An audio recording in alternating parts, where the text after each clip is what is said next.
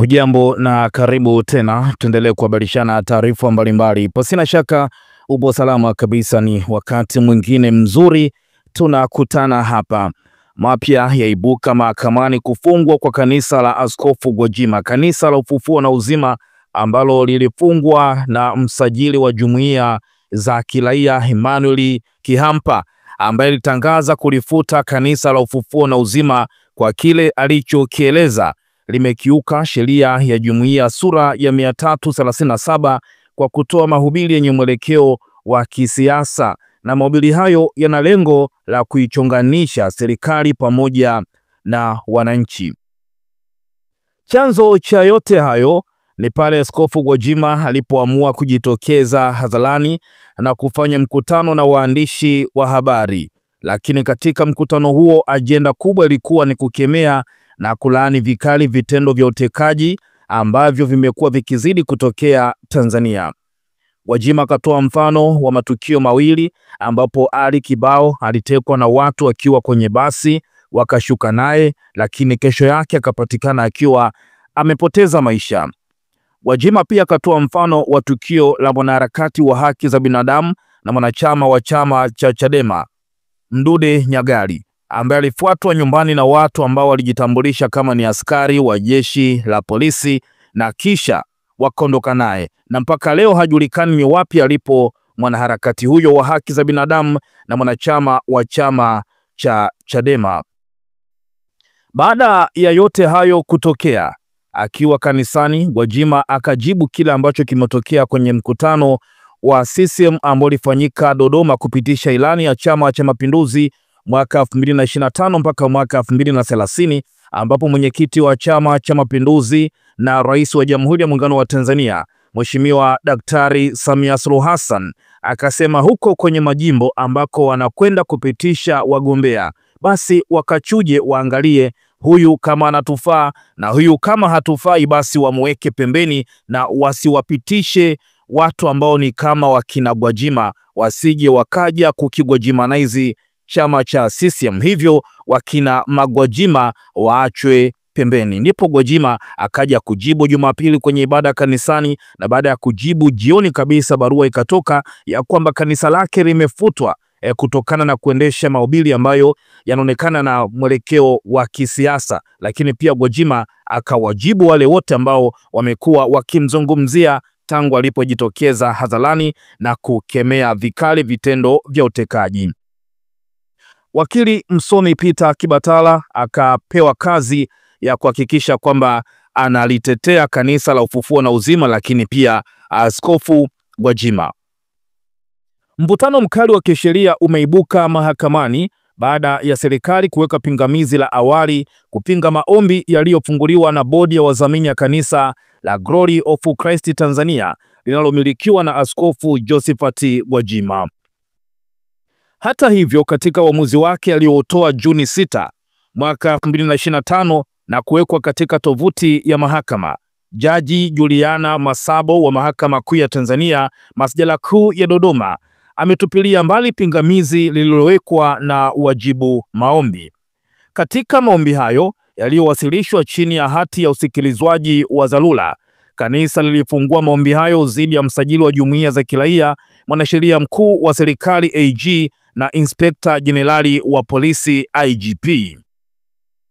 Kupitia kwa wakili Peter Kibatala, kanisa hilo liliomba amri ya upande mmoja ex parte kwamba barua ya msajili ya Juni 2 mwaka 2025 ya kulifunga kanisa hilo izuiwe kutekelezwa wakati wakisubiri kusikilizwa kwa maombi yao kwa pande zote na kutolewa uamuzi. Lakini katika ombi mbadala, kanisa hilo limeiomba mahakama ielekeze shughuli za kanisa ziendelee kama kawaida wakati suala la usajili wa kanisa likifanywa kazi, kwa kuwa hakuna mawasiliano rasmi yamepelekwa kwao mpaka sasa. Katika ombi la kusikilizwa pande zote, Inter Parties Body hiyo ya wadhamini inaiomba mahakama itoe amri kwamba utekelezaji wa amri ya kufungwa kwa kanisa usimame kusubiri usikilizwaji wa rufaa yao kwa waziri wa mambo ya ndani. Kanisa limeeleza tayari wamewasilisha rufaa kupinga kufungwa kwa shughuli za kanisa hilo nchi nzima, kwa waziri wa mambo ya ndani ya nchi ambaye ndiye mwenye mamlaka ya rufaa kulingana na kifungu cha 19 cha sheria ya jumuiya za kiraia.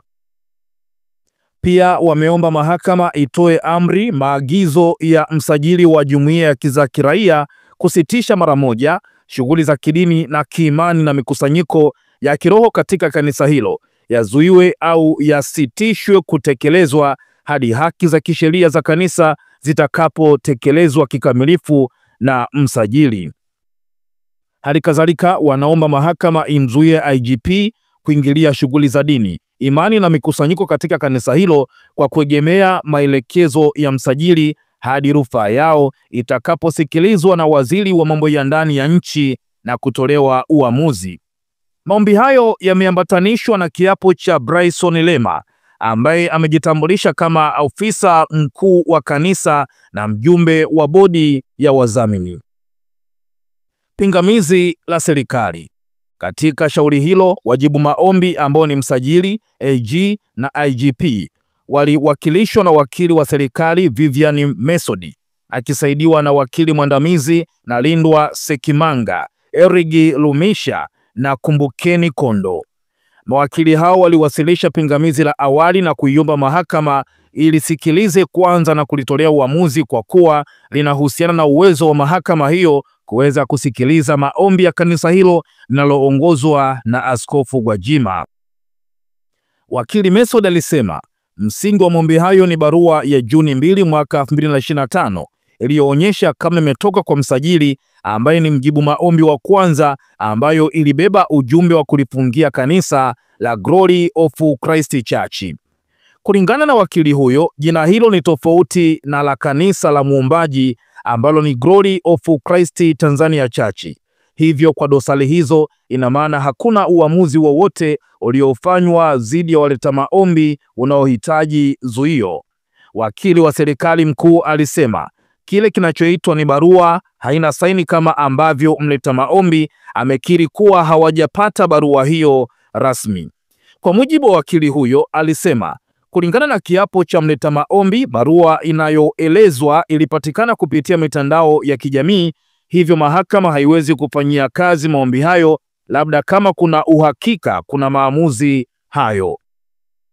Wakili huyo alisema kwa kuwa hakuna uhakika kama kuna uamuzi huo umefanywa na msajili, maombi hayo yameegemea katika uvumi na yamefunguliwa kabla ya muda, hivyo kuyashughulikia ni kupoteza muda. Hivyo wakaiomba mahakama yatupe mbali maombi hayo, kwani uamuzi wowote utakuwa ni batili na hauwezi kuwa na nguvu ya kisheria.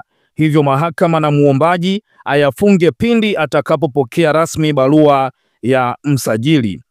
Akijibu hoja hizo, wakili Peter Kibatala alisema mawakili wa serikali wamejielekeza vibaya katika pingamizi hilo kwa kuwa halihusiani na suala la mamlaka ya mahakama na wametoka nje kabisa ya misingi ya pingamizi la awali. Wakati Kibatala kikiri barua ya kufuta kanisa hilo iko kwa jina tofauti na la muombaji, haijasainiwa na wala muombaji hajapewa rasmi, alisema hoja hizo tatu ndizo ambazo zinapaswa kufanyiwa kazi na kutolewa uamuzi na waziri katika rufaa walioikata kwake. Malalamiko ya msingi ya muombaji katika rufaa kwa waziri ni kwamba ingawa mlalamikaji si anayetajwa katika anwani ya barua, utekelezaji wake umemwasili moja kwa moja baada ya IGP kusimamia utekelezaji huo. Kibatala alisema mjibu maombi watatu ambaye ni IGP amezuia shughuli za muombaji na kuwakamata na kuwaweka kizuizini baadhi ya waumini na kukiuka kabisa hali ya kikatiba ya waumini hao kuabudu. Hivyo Kibatala alisema maombi ya zuio la muombaji ili wajibu maombi waache shughuli ziendelee kama kawaida ni muhimu katika hatua hiyo. Uamuzi wa jaji. Katika uamuzi wake, jaji alisema amesikiliza hoja za kisheria za pande zote mbili na anaona kuwa hoja inayopaswa kuamuliwa na mahakama yake ni kama mahakama hiyo ina uwezo wa kusikiliza na kuamua kuhusu maombi hayo. Jaji alisema katika pingamizi hilo, wakili Kibatala ameialika mahakama kuona kuwa hoja zilizoibuliwa na wajibu maombi hazihusiani na pingamizi la awali, kwa vile imebeba maelezo ambayo yanahitaji kutolewa ushahidi kisheria. Pingamizi lililoko mbele yangu linahusu mamlaka ya mahakama hii.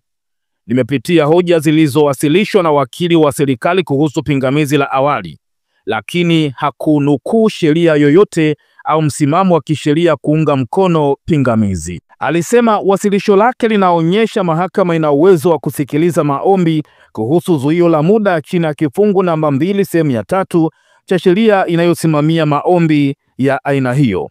Jaji Masabo amesema hata hivyo, kwa kuchambua hoja za wakili Mesodi, ameshindwa kuelewa ni kwa namna gani mamlaka ya mahakama hii imeondolewa. Amesema hoja kwamba barua ina jina tofauti na muombaji na kwamba haijawasilishwa rasmi zinazohusu uwezo wa muombaji kufungua shauri na kiini cha madai na si suala la mamlaka ya mahakama.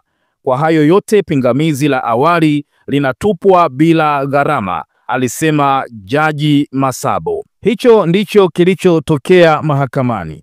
Tuzidi kusubiria zaidi na mengi tutakuhabarisha hapa. Kubwa, endelea kukaa karibu nasi na utuachie maoni yako, lakini kubwa, hiki ndicho kilichoibuka mahakamani: mvutano mkali, kesi ya Kanisa la Ufufuo na Uzima la Askofu Gwajima kufutwa na serikali. Mengi nitazidi kukuhabarisha hapa, na tunamaliza na kwamba kilichotokea ni kwamba pingamizi la awali linaputuliwa mbali kutokana na jaji wa mahakama. Tuachie maoni yako na endelea kukaa karibu nasi kwa taarifa mbalimbali.